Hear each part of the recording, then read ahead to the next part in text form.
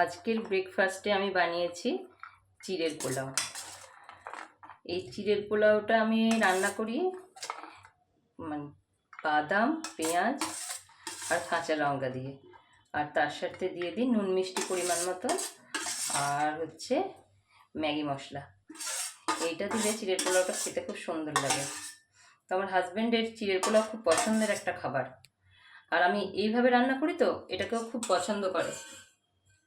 মানে পৃথিবীর যে কেউ যদি চিড়ের পোলাও রান্না করে কিন্তু ওর ভালো লাগে না, ও বলে যে না, পিউ যেটা রান্না করে সেটাই আমার ভালো লাগে।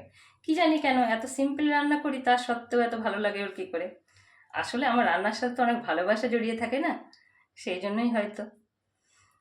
এই চিড়ের পোলাওয়ের সাথে থাকছে একটা কাঁঠালি কলা আর দুটো খেজুর। মানে যা কিছুই ব্রেকফাস্ট হোক না কেন, কলা আর খেজুরটা থাকবে, তা না হলে সকালের ব্রেকফাস্টটাই অসম্পূর্ণ থেকে যায়।